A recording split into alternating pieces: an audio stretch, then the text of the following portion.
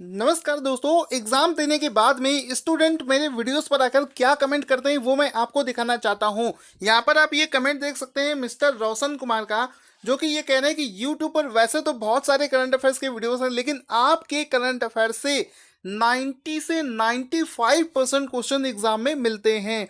तो दोस्तों ये चीज़ मैं बार बार आपसे बोल रहा हूँ, बहुत मेहनत से तैयार हो रहा है एक एक वीडियो, और अगर इससे भी क्वेश्चन अगर नहीं फंसेगा एग्जाम में तो फिर करंट अफेयर्स कहीं से पढ़ने से आपको फायदा नहीं होगा।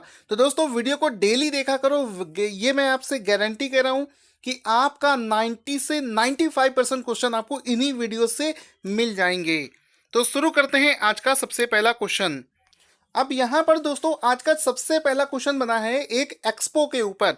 ये जो एक्सपो है इसका नाम है होम एक्सपो इंडिया 2019।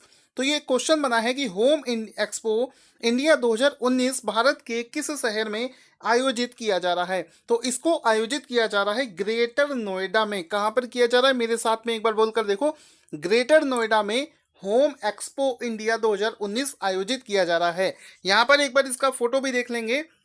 ये देखिए आपको यहाँ पर फोटो दिख रहा होगा जहाँ पर साफ साफ लिखा है HOME होम एक्सपो इंडिया 2019, और इसको 16 से 18 अप्रैल 2019 तक ऑर्गेनाइज किया जाएगा। जगह का नाम लिखा है expo mart greater Noida India. ठीक है, अब इस एक्सपो में करना क्या होगा, क्या यहाँ पर किया जाएगा, देखो नाम से ही पता है।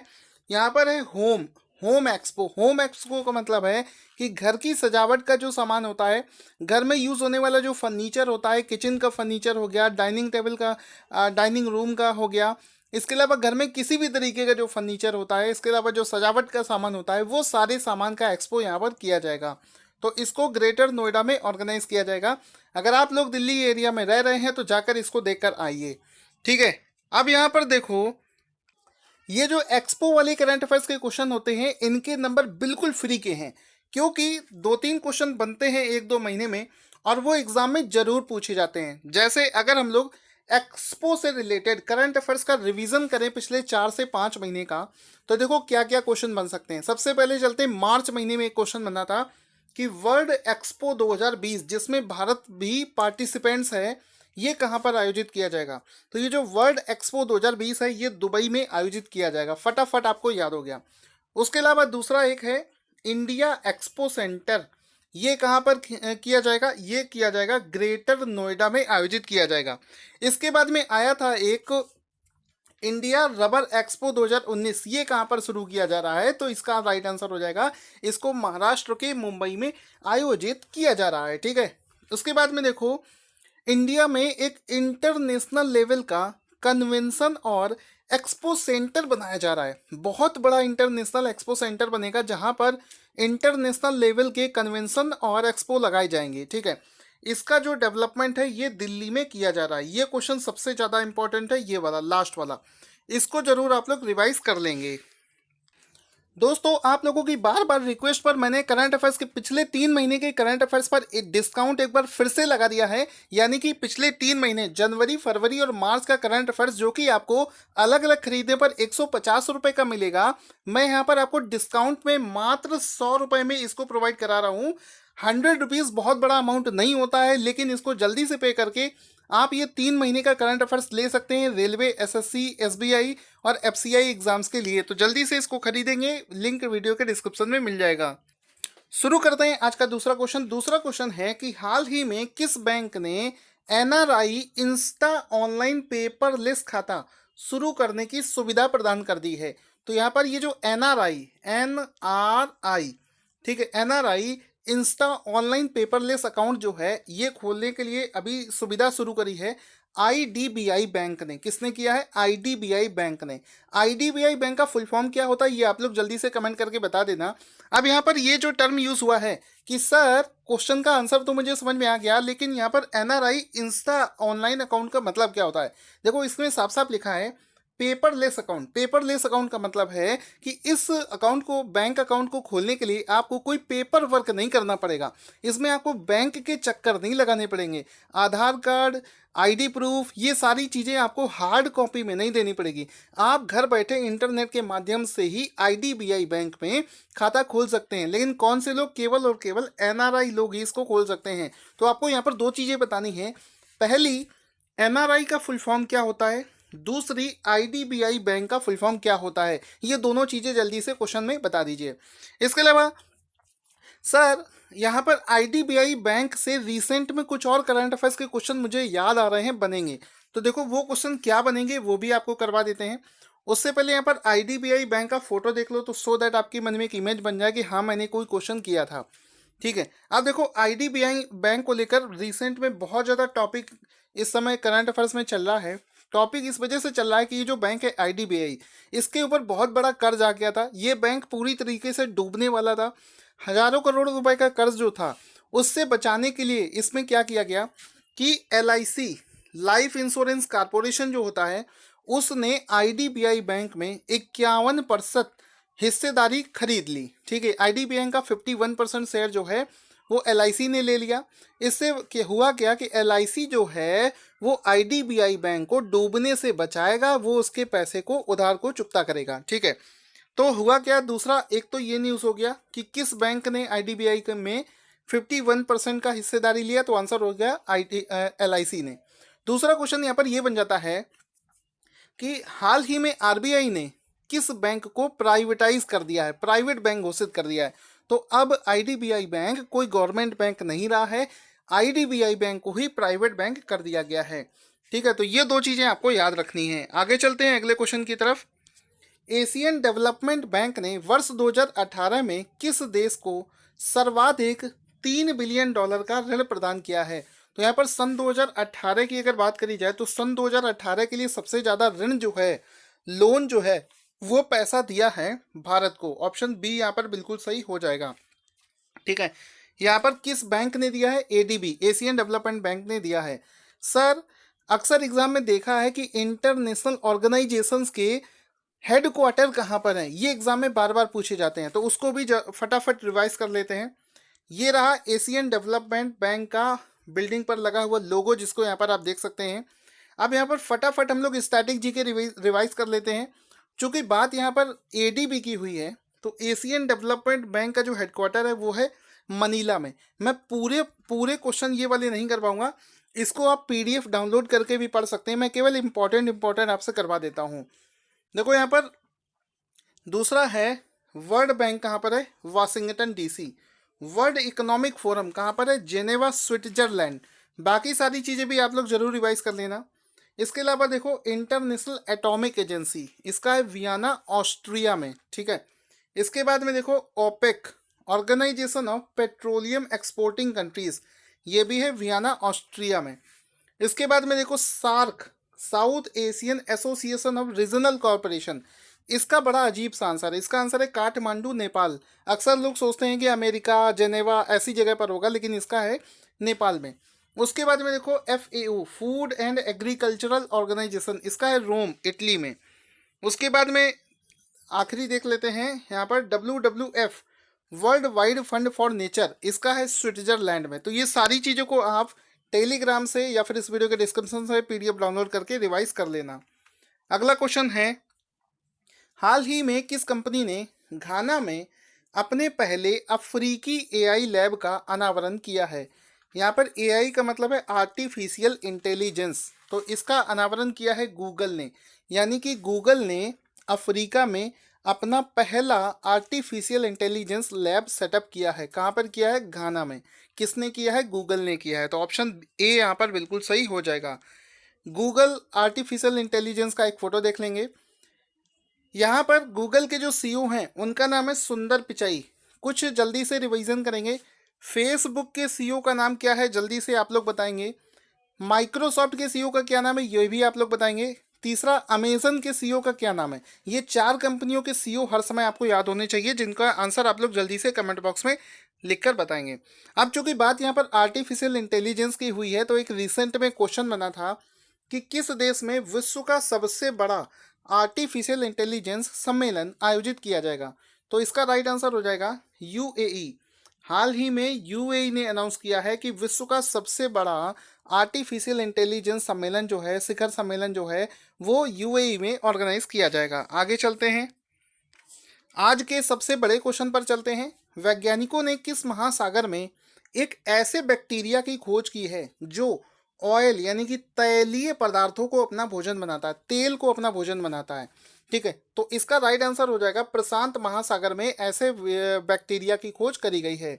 ठीक है, आंसर आपको समझ में आ गया। सर ये बैक्टीरिया होता क्या है और ये जो खोज हुई है इससे फायदा क्या होगा? देखो मैं फायदा आपको बताता हूँ। फायदा इस तरीके से होगा, क्या होता है जब किसी एक देश से दूसरे देश को तेल भेजा जाता है तो वो नाव से, बड़े बड़े जहाज़ों से कंटेनरों में तेल भरकर भेजा जाता है। अब होता क्या है कि हमेशा मान लो 100 कंटेनर आपके भेजे गए, कभी कभी होता है ऐसा कि एक्सीडेंट हो जाता है और वो पूरा का पूरा शिप जो होता है, जहाज जो होता है, वो पानी में डूब जाता है। तो उस केस में क्या होता है कि इस पर लदे हुए सारे कंटेनर जो हैं ये भी टकरा कर टूट जाते हैं और इनमें भरा हुआ जो तेल होता है वो समुंदर में फैल जाता है। और वो समुंदर में एक कोई 200-300 किलो नहीं होता है, वो बैरल्स में होता है, हजारों करोड़ों लीटर का तेल जो होता है वो समुंदर में फैल जाता है। तो इससे क्या होता है कि समुंदर में गंदगी फैल जाती है, उसके जो जीवा उसमें जो रहने वाली प्रजातियां हैं वो प्रभावित होने लगती हैं। इन्वायरमेंट के पॉइंट ऑफ व्यू से ये चीज़ें बहुत ख़राब होती हैं। तो इस यहाँ पर ये चीज़ फ़ायदा मिलेगा कि जो बैक्टीरिया है ये क्या करेगा, पानी में जितना भी ऑयल मिल जाएगा उस ऑयल को खाने लगेगा, खाएगा तो पानी साफ हो जाएगा। ठीक है, तो ये प्रशांत महासागर में ऐसा बैक्टीरिया पाया गया है। इसके अलावा यहाँ पर आपको एक चीज़ बता दूं कि बैक्टीरिया से रिलेटेड क्वेश्चन एग्जाम में आजकल बहुत ज़्यादा पूछे जा रहे हैं। बैक्टीरिया के से रिलेटेड क्वेश्चन बनता क्या है वो समझो। सबसे पहले बैक्टीरिया में ये क्वेश्चन बनता है कि बैक्टीरिया से होने वाले रोग कौन कौन से हैं, ये क्वेश्चन बनता है। वायरस से कौन कौन से रोग होते हैं, बैक्टीरिया से कौन कौन से रोग होते हैं, फंगस से कौन कौन से रोग होते हैं, ये वाला टॉपिक अच्छे से कर लेना। यहाँ पर सिर्फ मैं बैक्टीरिया कवर करूँगा। तो देखो यहाँ पर आपको मैंने तो बहुत सारा डिटेल दे रखा है, इसको शांति से पढ़ते रहना। जैसे बैक्टीरिया से होने वाले रोग, उस रोगाणु का नाम और इससे प्रभावित रंग और लक्षण। मैंने तो 4 चीज़ें आपको दे रखी हैं क्योंकि इसको यूपीएससी पॉइंट ऑफ व्यू से अभी आप तैयार कर सकते हो। यहाँ पर पढ़ेंगे सिर्फ और सिर्फ कौन कौन से रोग बैक्टीरिया से हो जाते हैं उनके बारे में। जैसे हैजा बैक्टीरिया से होता है, टीबी बैक्टीरिया से होता है। इसके अलावा देखो कुकुर खांसी, निमोनिया, प्लेग, डिप्थीरिया, टाइफाइड, ये सभी रोग बैक्टीरिया से हो जाते हैं। इसके अलावा टिटनेस, इन्फ्लुएंजा, टेक्रोमा, राइनाटिस और स्कारलेट ज्वर, ये सभी बैक्टीरिया से होने वाली बीमारियां हैं। आगे चलते हैं। अब अगला क्वेश्चन बनता है कि वर्ल्ड हीमोफीलिया डे किस दिन मनाया जाता है? तो ये जो वर्ल्ड हीमोफीलिया डे है ये 17 अप्रैल को मनाया जाता है। ठीक है सर, मनाया जाता है, समझ में आ गया। लेकिन सर ये हीमोफीलिया होता क्या है? तो ये जो 17 अप्रैल को वर्ल्ड हीमोफीलिया डे मनाया जाता है, इस रोग में होता क्या है वो समझेंगे। उससे पहले ये जानो कि इसका जो इस बार का सब्जेक्ट है वो है reaching out the first step to care. ये इसका इस बार का सब्जेक्ट हो जाएगा।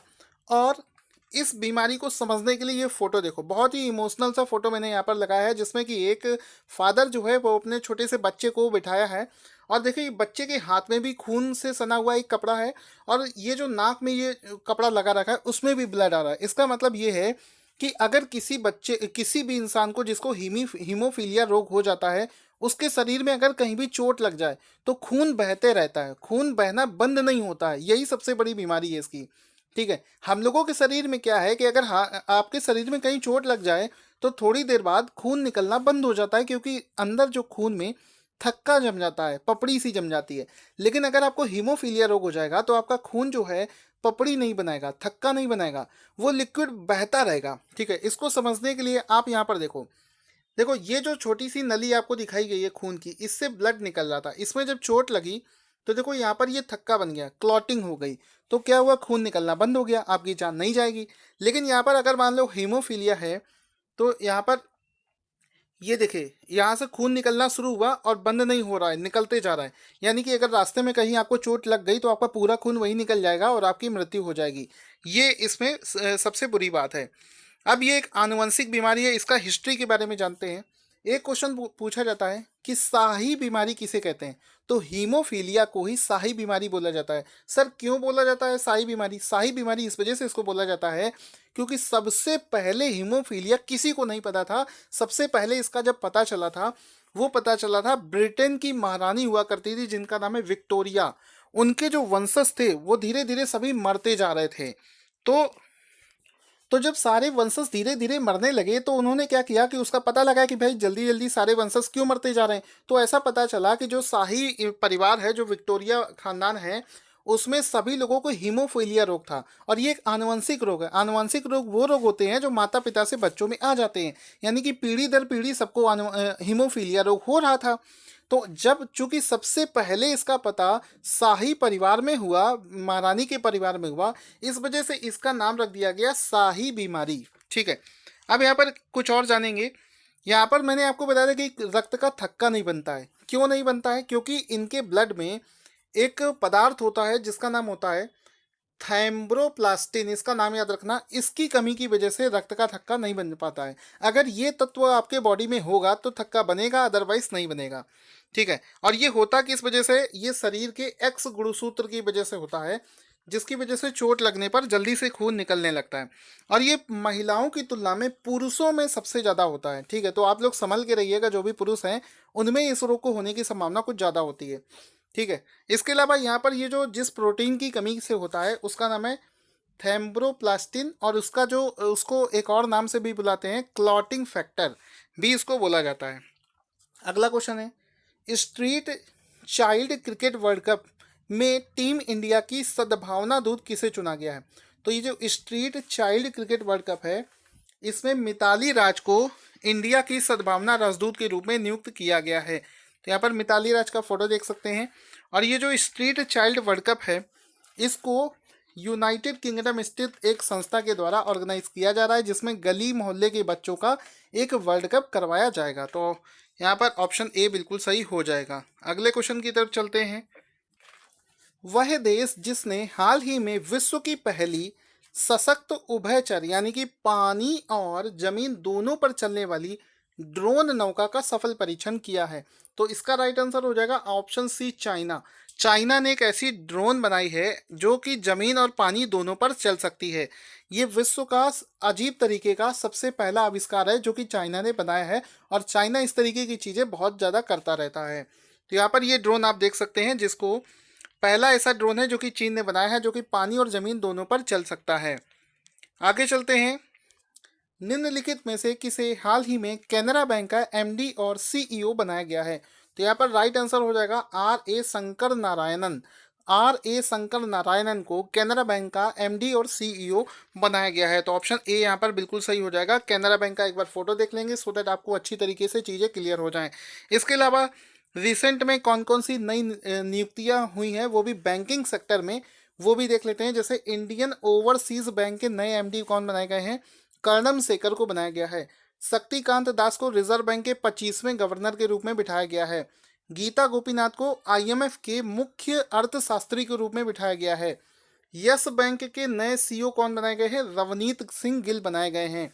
एएन झा को वित्त सचिव बनाया गया है। और चीफ इकोनॉमिकल एडवाइजर ऑफिसर किसे बनाया गया है? कृष्णमूर्ति सुब्रमण्यम को। तो ये सारी चीज़ें अगर आप रिवाइज करेंगे, इस तरीके से आप करंट अफेयर्स पढ़ेंगे, तो आपको क्या लगता है इससे बाहर एक भी क्वेश्चन नहीं जाएगा।